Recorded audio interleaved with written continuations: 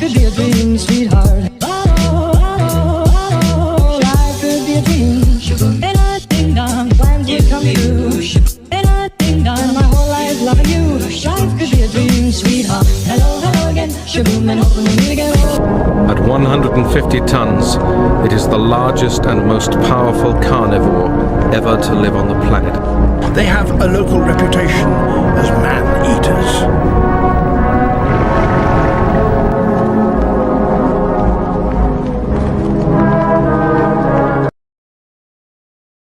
Let's be real, nothing on this earth ever has or ever will be as terrifying as the ocean.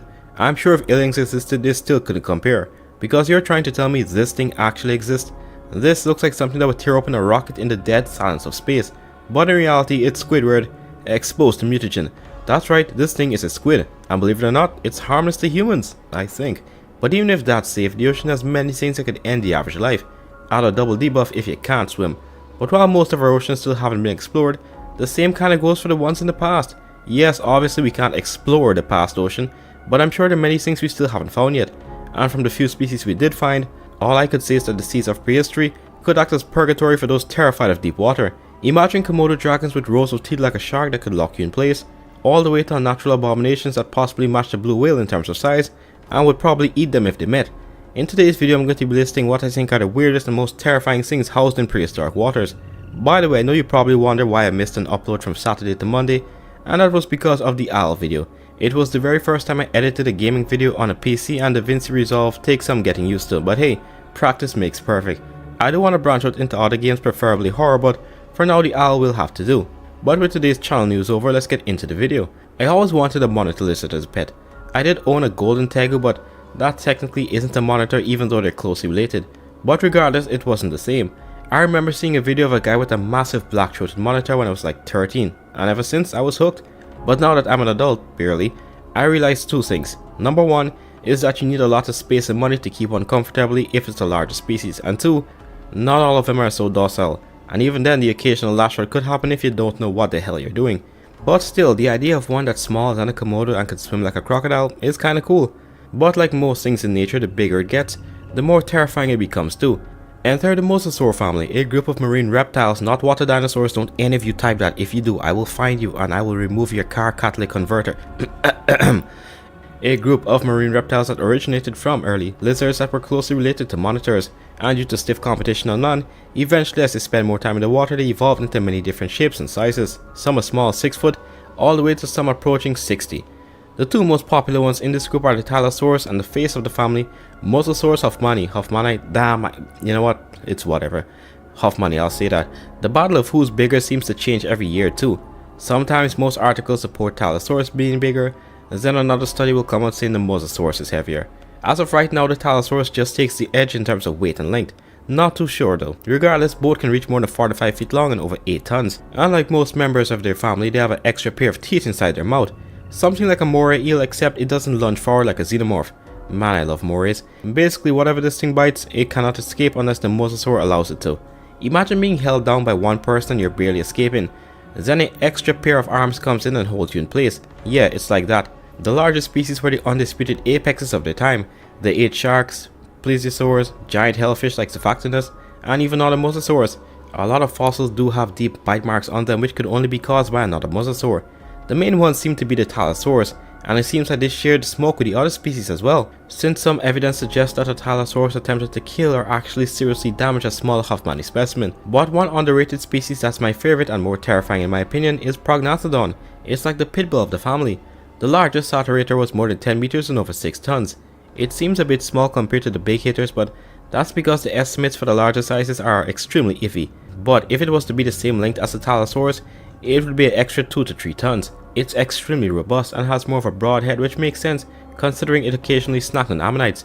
The bite force is also not that well known either, not just for Prognathodon but most mosasaurs as well.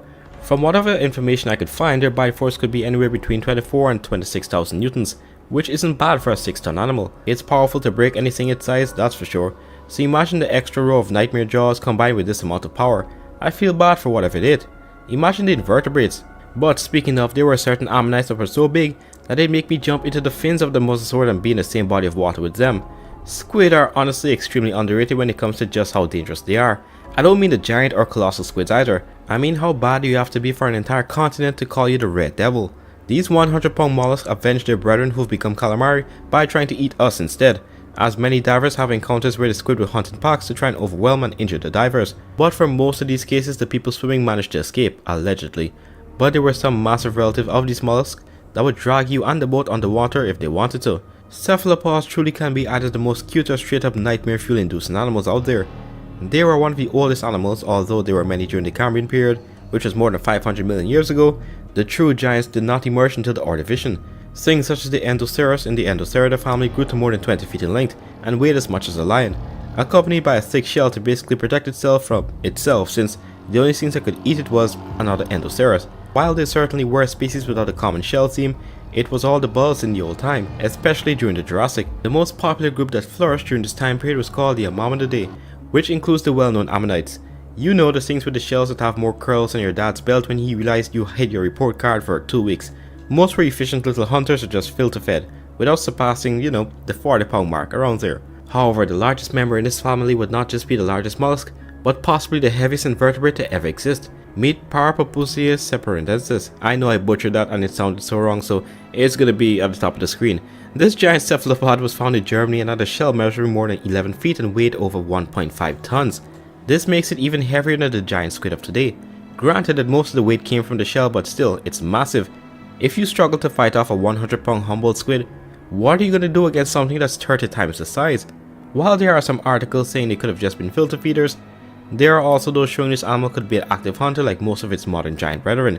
Well, not brethren since ammonites have been extinct for a while, but both still are closely related. It lived in the late Cretaceous, so it could have been a target for the large mosasaurs, but a lot of other things were fair game. Swimming dinosaurs, birds, large fish, and even juvenile mosasaurs could be a target. A big marine reptile might leave you alone because you won't be worth it, but you are almost the perfect size for this invertebrate, and once it got a hold of you, be prepared for a massive beak to take chunks out of you as you die from both lack of oxygen and blood loss. Both mosasaurs and giant murder invertebrates are terrifying, but there was one group that absolutely dominated their time period, and the biggest of these put the fear in God in anything that lived with them. Pliosaurs are the literal definition of muscle. In almost every environment they lived, they were the apexes with no competition, and some of them truly did get massive.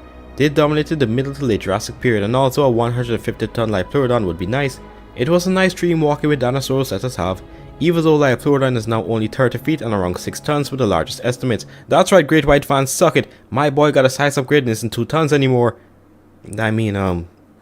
Yeah, the size isn't nearly as exaggerated as BBC made us think, but hey, true giants still existed. Pliosaur Funky or Pliosaur Funky was a massive one, also known as Predator X.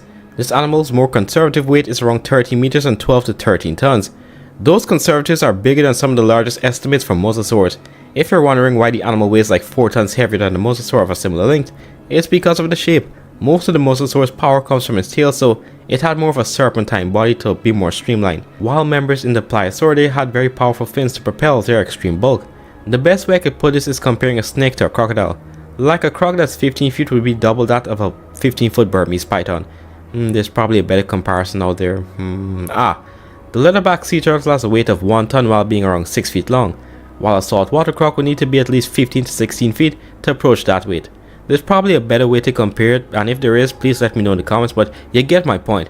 Wide boy is heavier than long slender boy on average, and if we're bringing the largest estimates into this, then Predator X still would have a weight of 22 tons to probably even 24, and at a length of 50 meters, but this still is a red flag for most paleontologists, so it remains mostly speculation.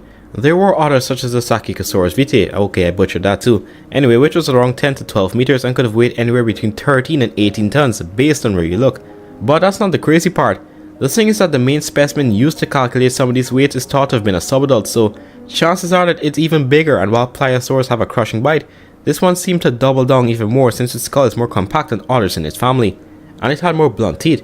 While the bite forces for Pliosaurs aren't that studied, it still is better than the mosasaurs, and some estimate this animal could have had a bite force between 47 and 55,000 newtons. That's just as if not even stronger than the T-Rex.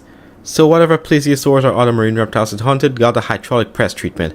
But it gets even crazier in terms of size for this family, as there's one species that technically isn't even confirmed yet. It is a real animal and is part of the family, it's just that It hasn't been assigned to a particular species yet, so it's just called Pliosaurs. This animal surpassed the 40-meter mark and weighed a whopping 20 tons, and there's some reports placing it at almost 30. That's 3 times the weight of the largest estimates for Sioux, and for an animal this large it isn't ridiculous to think it had a bite force over 60,000 newtons, literal truck crushing power, and weirdly enough it's the UK that housed the largest pliosaur to ever live. A rare Britain W, but sadly most of these mega pliosaurs started to die off in the early Cretaceous, after being outcompeted by the smaller mosasaurs at the time and a changing climate. There were a few that still clung to existence like the Columbia megapliosaur Kronosaurus, which was more than 15 tons, but eventually even this animal met its fate as the Cretaceous went on. You know, when I was small I thought Kronosaurus was just another name for Liopleurodon. Only until an 11-year-old me went online did I learn the harsh truth. But who knows, even though it's basically impossible, maybe that massive pliosaur that could have been 30 tons is Liopleurodon. One could dream. But hold on, you didn't think the video ended here, did you? There were things even bigger than the pliosaurs that cruised the oceans, some even approaching the blue whale in terms of size. Ladies and gentlemen, I bring you the Ichthyosauridae, the dolphin-shaped marine reptiles that dominated the Triassic and early Jurassic. Chances are that a good amount of you think these animals were just the medium-sized dolphin things like the Ophthalmosaurus that got murked in Walking with Dinosaurs by the, Liopleurodon. But let me tell you, some of them actually could reach the size of the Walking with Dinosaurs Liopleurodon, and weirdly enough, like the Pliosaurs, Britain again seemed to somehow house the largest of this group as well. The newest one found is the Ichthyosaur called the Swiss Tyrant, which is the most war-heavy name I've ever heard. However, Swiss cheese comes to mind. Yeah, it's been like 6 hours. I deserve a grilled cheese sandwich after this video. Anyway, this animal lived in the late Triassic some 200 million years ago, and was one of the more predatory looking ichthyosaurs. I mean all or most were predators, but this one especially seemed to be a hypercarnivore, preying on fish, cephalopods and other marine reptiles, perhaps even other ichthyosaurs at the time. And this animal wasn't any slouch, it could have moved more than 30 miles per hour while being anywhere between 55 and 60 tons. That's large fin whale territory. However, that's just the start. In 2018 there was another ichthyosaurus who remained puzzled scientists to say the least. This truly was a massive animal that weighed anywhere between 50 and 105 tons, with a length of more than 22 meters. Its nickname was the Little Stock Monster.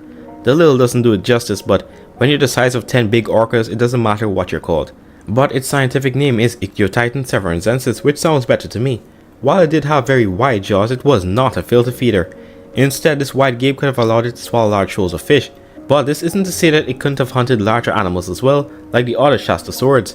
But that wasn't the biggest ichthyosaur they found that year, as not only the largest predator but possibly the largest animal had just been found. The Oz Colossus was an absolute, colossus, with a length of over 26 meters and a weight of between, 100 to 174 tons. But extra stuff, I thought you said it could have been the largest animal to ever exist. The blue whale is still 200 tons after all. Yeah, calm down, you're right. The more conservative estimates still do place it below 200 tons, even though higher estimates put it just over that. But here's the kicker. Just like Vitae, the Oz Colossus was still growing, and likely a subadult, meaning this animal fully grown could have surpassed the 300 ton mark without much effort. It really is unimaginable to think anything could have gotten this massive, but life finds a way, I guess. There was a brief period where some thought it could have just been a big Ichthyotitan, and some still do think this, but for the most part everyone thinks it's a separate species. But what's freaky is that these large ichthyosaurs weren't filter feeders, they were very capable hunters. Most animals today, with the exception of the sperm whale, filter feed once they meet 30 tons. But the ichthyosaurs were straight up active predators. Even the Oz Colossus, who could have ate schools of fish or hunted other marine reptiles like its other relatives, which truly would make it the largest predator the world has ever seen. The oceans were the only body of water to be fearful of though, as I'm sure most of us wouldn't dare step foot in murky fresh water, and there were many lakes and rivers back in the past that would make you turn around real quick. So, if this video gets 3,000 likes, I'll make a video covering some of the most deadly animals in prehistoric rivers and lakes. And knowing how easily you guys crush it, it shouldn't be that hard, and I'll have to, put this out by next week. But that's all for now folks. If there's any mistakes I've made here, let me know in the comments or in the Discord. And let me know what animals you would have put here instead. I will see you guys tomorrow.